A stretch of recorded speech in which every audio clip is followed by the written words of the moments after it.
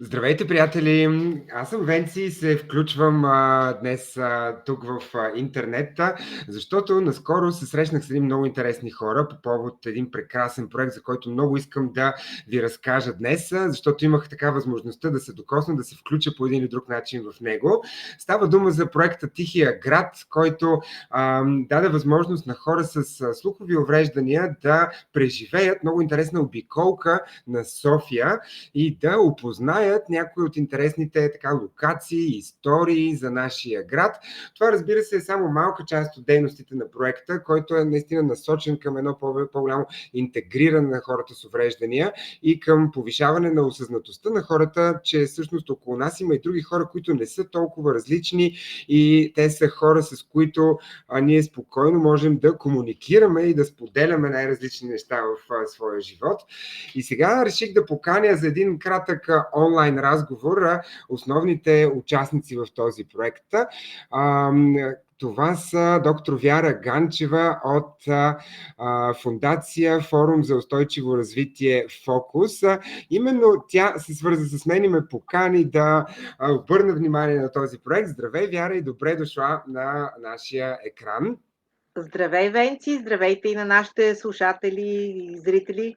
Точно така. Много ти благодаря, че всъщност даде възможност тази инициатива да се реализира като един организатор с твоята фондация. Аз знам, че идеята всъщност не е била твоя, тя е била на Виктор, но защо ти реши да подкрепиш тази идея? Идеята беше на Виктор и аз много се радвам, че успях да допринеса за реализацията, тъй като обичам иновациите. На мен ми се стори много добра социална иновация и веднага му предложих да кандидатстваме по програма, столичната програма Социални иновации, които бяха достатъчно отзивчиви, за да оценят стойността на идеята и да ни подкрепят, за което много сме благодарни. Виктор Топалов прави пешеходни обиколки с Бохемска София. Той е много известен, има книги, много читатели, почитатели има. Обаче до сега никога не е имал жестов превод на тези пешеходни обиколки. Нито в София, нито в България. Доколкото знае, в почти всички европейски градове, в столиците особено, има такива пешеходни обиколки с жестов превод и решихме да сложим София на европейската карта. Мисля, че добре ни се получи. Абсолютно, поздравление за което. И съответно, когато става дума за жестов превод, за кого се сещат хората най-напред? За двама младежи, които популяризират жестовия език много така стремглаво и правят всякакви кампании, с които привличат вниманието на хората към възможността да научат повече жестове. Това са именно Борис Бъндев и Александър Калинов, които са така в основата на Stray Sheep и именно те също така са участници в този проект. Сега ще поканя при нас да се присъединят и самия Виктор и Борис, които се включиха в проекта. Виктор проведе обиколките, пък Борис направи превода. Здравейте, момчета, добре дошли. Викторе, ще ни кажеш ли ти, Вяра каза, че от теб е дошла инициативата, какво те провокира наистина да отвориш историите на София и за хората, които иначе не могат да ги чуят? Наистина, Вяра е права, че години наред аз правя пешеходни обиколки, които обаче винаги бяха проведени в една обичайна среда, но това пречеше на глухите хора да се включат в тях. Аз запознавам с Борис от няколко години и имах възможността да реализирам няколко проекта с него, като бяхме направили една първо виртуална обиколка за историята на нямото кино в София с жестов превод. След това направихме и следващо събитие. Той преведе един филм, който бяхме направили за историята на писателското кафене и чакахме удобен момент да се сработим отново, този път с няколко пешеходни обиколки, които да бъдат с жестов превод. Едно голямо предизвикателство, с което смятам, че се справихме, но това зависи от мнението впечатлението на нашите гости. Това, което съм разбрал до сега е, че те също са се прекарали толкова добре, колкото и нас. Така че наистина беше просто следващата стъпка и надявам се пък да бъде в това отношение първа, защото има много обиколки в София. През последните години темата за историята на града става все по-популярна, а всички тези безплатни пешеходни обиколки и платени пешеходни обиколки могат да станат достъпни и за глухи хора с помощта на и негови колеги, които също правят жестов превод в реално време. Борисе, кажи ти, защо реши да се включиш в проекта? Вие правите най-различни инициативи заедно с Алекс и с дамите от Академия Анди и Ая. Това не ви ли да е малко в повече преко сили, защото сте толкова ангажирани с всички ваши курсове и акции, които провеждате? Аз се замислих на това, че може би аз самия не знаех за София. Аз самия мога да се призная с чисто сърце, че не познавам София в светлината, в която Вики я представя. И се замислих какво ли би било като предизвикателство да проведа нещо подобно. И си викам, това е много интересно предизвикателство. И от тази гледна точка, че влязох в обувките на един глух човек, бивайки и работейки постоянно с такива хора. И си викам, примерно, не би ли било интересно баща ми да има шанса да опознае, баща ми е глух човек, моите семейства са глухи, не би ли било интересно той да опознае София, моите приятели, които са глухи, да опознаят София в една малко по-различна светлина. И така говорейки си, макар и малко на шега с Вики, Вики, какво ли би било, ако има такава обиколка, той вика, нещо така малко и на шега всъщност стана цялата работа, защо да направим един ден обиколка? И по-нататък той всъщност ми писа, Боре, знаеш ли, всъщност имаме възможност с Вяра, тук пишем един проект и аз тогава даже не повярвах, си викам, това няма как да стане. Това няма как да стане. Стори ми се твърде нереалистично да стане, защото всичко е било на ниво ентусиазъм, но взе, че стана, направихме 3 обиколки, към които имаше огромен интерес и организирахме за много отрицателно време. Хората много харесаха, защото традиционно знаем в София, да, Александър Невски, по инстаграмските снимки хората се снимат, обаче не знаят каква е историята на него. И представи си, че ти си един глух човек. Много е трудно да стигнеш до информация. Много е да има повече такива инициативи и аз много се радвам, че имах възможността да преведа това, което правят и Вяра и Вики, защото културата трябва да бъде за всеки. Това е нещо, което е много важно и трябва да знаем. И съм много щастлив, че го направихме на жестов език. Аз имах възможността да се включа в една от тези обиколки. За мен беше наистина много интересно, както историите, които Виктор разказа, но най-вече реакцията на самите участници в обиколката, защото те чуваха много тези неща за първи път, но не само това. Те се почувстваха значими. Почувстваха се специални, че някой отделя време и ресурси да им преведе толкова интересни истории. И имахме възможността да заснемем няколко кадъра с една от участничките в тази първа обиколка, на която и аз бях свидетел. И предлагам сега да изгледаме това кратко видео, в което Краси разказва нейна перспектива какво е видяла. Радвам се, че толкова много глухи дойдоха, има много голям интерес и това е благодарение на нашата организация. Много е важно за тях, защото ще научат много интересни неща, какво представлява София и нейната история. Моите поздравления за тях и им благодаря за това, че дойдохте. И това са хората. Здравейте, благодаря ви от сърце, че сте тук.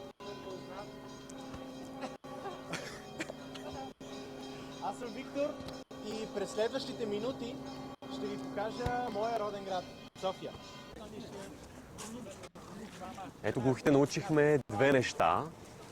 Много съм впечатлена от това, че лъва е бил преместен и не очаквах въобще. Това е много интересно. Сега ще разберем малко повече за църквата Света София. Заповядайте!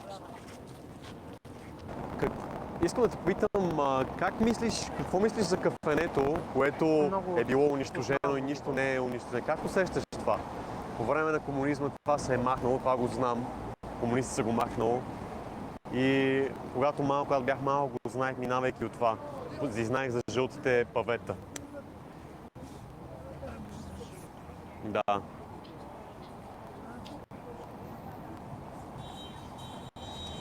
А как усещаш това, че се е махнал? Трябвало ли да е махнат? ще трябвало да остане нещо, някаква следа от история. А той благодари за организацията, че разказвахте и благодаря за превода, казва Радо. Имаме още истории. Ще благодарим накрая. Много интересно, казва, че е много интересно и ние имаме шанс да разберем малко по-задълбочено. Радвам се. Благодаря ви. От добро сърце. Просто ето ви ни повете. По случай неговата сватба. То не е така. Много интересно е това, което се разказа за художествената галерия, която едно време са работили била турската администрация и след това княз Фердинанд, който е живял. И също така, това, което ме очуди е, че населението в София било само 12 000 души. Много малко население и изведнъж е станало толкова голямо. И също така, това, което беше интересно, е театър Иван Вазов, който не го виждаме в оригинал. И който след много обстоятелства е бил променен. Но все пак си е много хубав и си е нашия театър. Защо храма Света Неделя е определен за най-българския храм? Защото е видял почти цялата ни история, все на едно и също място. Преминавайки, стигайки до последната спирка, много интересна историята Света Неделя. Много е ценна историята, разбирам, и неща, които не знаех. Много благодаря и се надявам да се продължи тази инициатива и глухите да знаем в подробност историята на нашия град София. Страхотно е и трябва да се знае. Благодаря.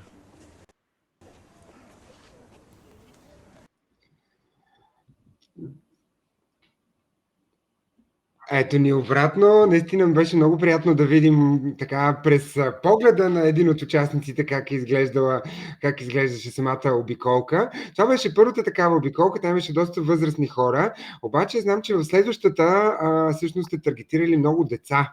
И сега именно за тази обиколка ще разгледаме някои снимки, които Виктор е подготвил и ще ни покаже.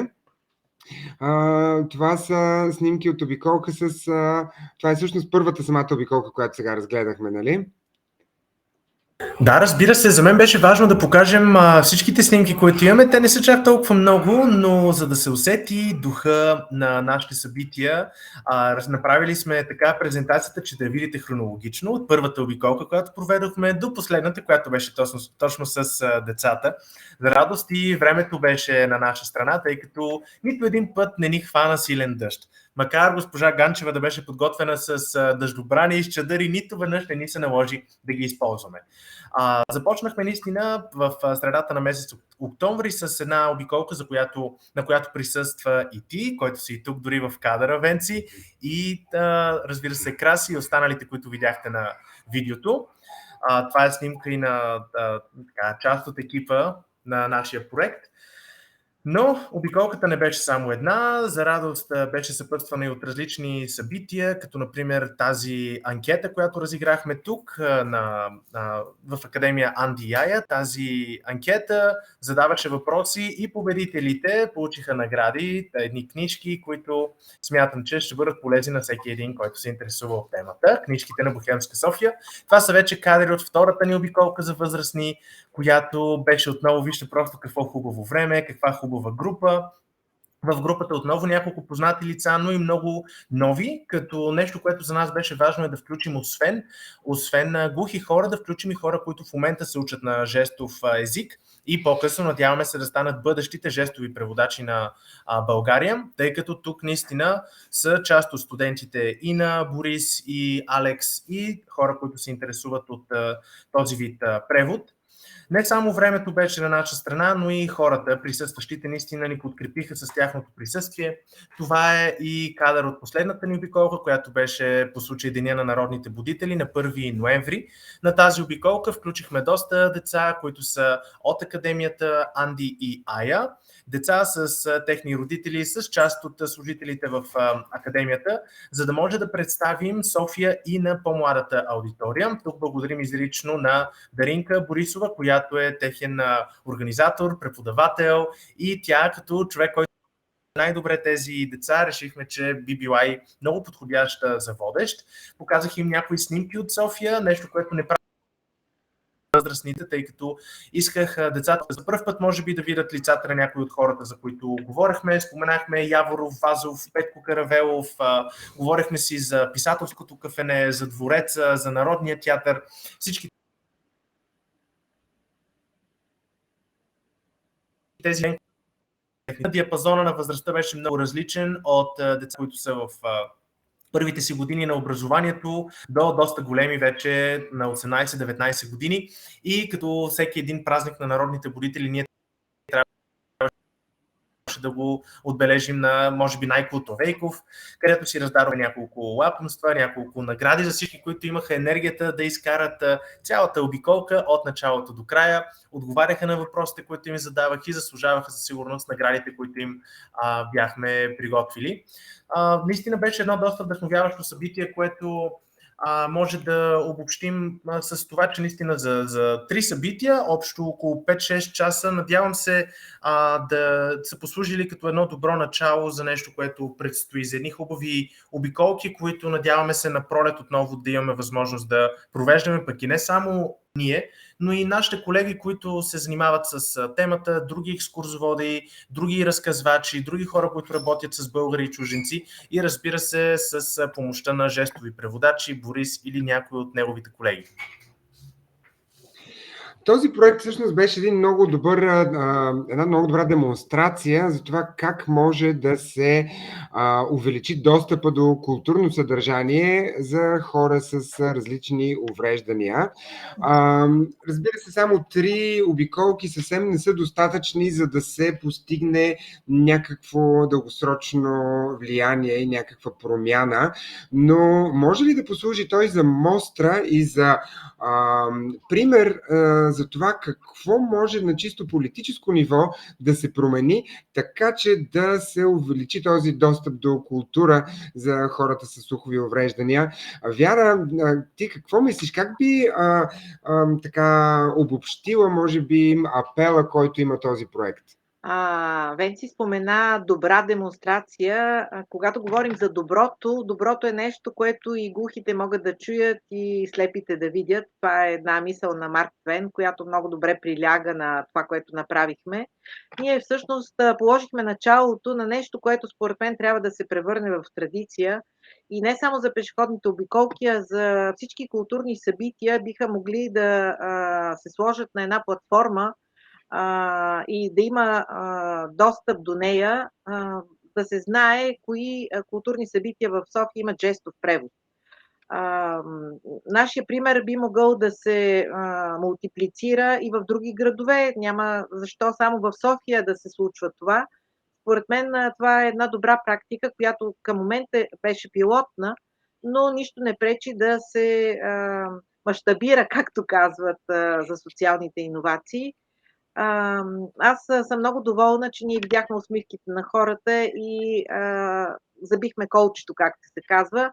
От тук насетне ще търсим съмишленици, партньори, за да можем наистина да продължим това, което смятам, че беше оценено от участниците в обиколката, а предполагам, че ще бъде оценено и от тези, които имат достъп до нашия сайт Тихия град, до Фейсбук групата, до Инстаграм профила. От уста на уста също се разпространява информацията за Тихия град и най-интересното е, че много радиожурналисти, както и телевизии, както MyTV, проявиха интерес. Аз ви благодаря на всички, на екипа и на журналистите, защото подобни практики, ако се смята, че са добри практики, аз съм убедена, че са, трябва да се разпространяват, за да има устойчивост. Устойчивото развитие е това, което увеличава шансовете на нашето поколение, без да подлага на компромис шансовете на бъдещите поколения. И това, че имаше деца, беше много... Да. Но като спомена думата устойчивост, как може да се превърне това нещо в устойчива практика? Защото за да се осигури жестов превод на дадено събитие, трябва да има преводач. Този преводач най-вероятно няма доброволно да идва всеки път и да превежда като хоби. най-вероятно трябва да се осигури финансиране за този преводач. А това финансиране откъде може да дойде? От самите потребители на културния продукт, т.е. глухите хора ще си платят, за да получат превод на това събитие, или има и други варианти, по които да се осигури достъп до превод за различни културни и публични събития. Единият вариант е, разбира се, с билети и цената на билета да включва и жестовия превод. Това е единият вариант, той е комерциалният вариант, така да го наречем. А другия вариант е... Това може би е устойчив вариант също, Да, защото разбира се. ползвателите на услугата се плащат за нея. Точно така, да. Но другия вариант е по проекти да се кандидатства. Закона за жестовия език е вече официален закон и би трябвало да има вече механизми, които да осигурят реализацията на този закон, институционални механизми, защото законът без механизми за приложението би бил само гола фраза. Така че според мен би трябвало да има вече механизми, които да подсигурят реализацията.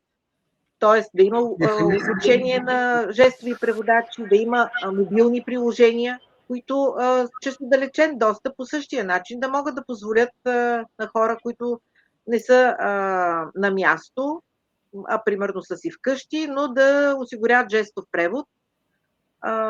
Да не говорим, че има и други възможности, като субтитри, като QR-кодове, които да дадат достъп до информация. Достъп до информация е основно право. Достъпът до култура е основно право. И ние трябва да се борим за това и да отстояваме всеки момент, всеки ден това право на всеки от нас. Благодаря ти, Вяра. И един въпрос към теб, Борисе. В така ерата на изкуствения интелект, на всички тези мигновени преводи, които могат да се случват с Google Translate, с всякакви други приложения, вече човек може да говори автоматично с неговия глас, да се превежда речта му на други езици. Къде е бъдещето на жестовите преводачи в контекста на изкуствения интелект?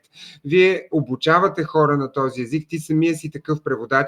Първо, има ли достатъчно квалифицирани кадри като преводачи в България и има ли други технологии, с които може този превод, примерно, да бъде автоматизиран? Но аз вярвам, че жестовия превод все още е от вечните професии като учител. Защо? Защото при превод на някакъв вербален език няма много променливи като позиция на ръката, ъгъл, под който ти пада формата на ръката. Защото при жестови език една дума, макар и да има една и съща основа и всеки ги е изпълнил по горе-долу един и същ начин, не можеш съвсем прецизно една технология да я накараш да ти преведе цели мисли, цели изречения. Има такива опити, но те са стигали най-много до това да кажеш здравей, как си, и особено взимайки предвид това, че жестовият език е различен в различните държави. Тоест необходимостта от жестови преводачи за сега ще остане, необходима в близките 30-40 години и изкуственият интелект би могъл да бъде наистина в помощ при субтитрирането на това, когато някой споделя, изразява някакви мисли, но самият превод на жестовете изисква много повече от това да знаеш езика и много е важно да подреждаш по правилен начин думите. Така че аз вярвам, че жестовият превод има своето бъдеще, той се развива и е много добър начин хората да приемат едно предизвикателство. А относно това дали в България има достатъчно преводачи, сега да си от гледната точка, но взимайки предвид, че в България се говори, че има 120 000 глухи хора по неофициални данни, а активните преводачи са 20, ако направим математика, чиста математика, не знам колко ще стане, на 10 000 по нещо такова. Айде не, 6 000 човек по един преводач. Не може да си направите сметка дали това е съвсем адекватно. Както Вяра спомена, има закон за жестовия език и този закон, според мен, практики като нашата би могло да размърда нещата. Защо? Защото в момента, ако си глух човек и искаш да имаш превод, закона ти позволява да имаш 120 часа превод безплатен. Обаче, за да имаш 120 часа превод, не е нито атрактивно за преводачите, нито за глухите хора. Защо? Ти първо трябва да отидеш в агенцията за хората с увреждане, да подадеш молба, че искаш подобен тип превод. И после обаче пък тази агенция ти казва, че ти можеш да им получиш превод само в определени институции и организации. Примерно, можеш да получиш превод в НОИ, в НАП, в общината. Нали? Да, ходиш в такива институции, но не всеки ден. И в момента закона е окей, че съществува, но определено има нужда да се надгради допълнително в... Добре, сега ако този глух човек иска да отиде на културно мероприятие, защо този държавен бюджет не покрива тази сума? Добре, този глух човек иска да отиде на интервю за работа, защо не го покрива? Добре, този глух човек, примерно, иска да му превежда преводача онлайн. Не, преводача не може да превежда онлайн. Жестовият преводач трябва да е на място и да вземе печат от институцията, да го завери и после всичко да си го декларира. За мен просто това е абсурдно. Просто един фиктивен закон, който според мен практики като нашата доказват острата нужда и как трябва да се направи, в какви ситуации е необходим подобен тип превод. Закон има, но колко добре се прилага, зависи от инициативи като нашата и активен натиск, за да се променят нещата, че да са ефективни. Ами, варианти има много. Важното е, че примера вече е поставен и от тук нататък може просто да се надгражда и да се пробват най-различни вариации. Има хиляди опции наистина за финансиране на проекти, но според мен най-добрият вариант няма да бъде човек да трябва да пише проекти постоянно, за да може да осигурява такъв достъп, а да си има някакъв работещ механизъм, който да е установена практика, която да не се налага от стресово финансиране година след година, а да си бъде залегнала в бюджета на всяка една община. А също може да се разчита и на доброволци. Аз не отричам тази възможност. Напротив, смятам, че много жестови преводачи биха могли в малък сегмент от своето свободно време, получавайки заплащане за други свои услуги, да правят като бонус спрямо обществото, да връщат това, което получават с доброволчески труд. Да. Но за да се стигне до този етап, трябва да има много подготвени жестови преводачи, които, нали, да са достатъчно сигурни в своето съществуване, за да могат да правят добро обществено благо. Тоест, стига да има желание, човек има как да се научи на този език и може да придобие и опит, като превежда. Наистина това, което Вяра каза, доброволният превод хем може да помогне на човек да развие своите умения и своята увереност и може да допринесе за създаването на много кадри в тази посока. Ами, добре, благодаря ви много за този разговор. Поздравления още веднъж за инициативата и за успешната реализация на вашия проект. И с най-голямо нетърпение ще очаквам продължението от тук нататък, защото вярвам, че ще има такова. Благодаря на Борис Бъндев, Виктор Топалов и Вяра Ганчева за този разговор. Ние също благодарим.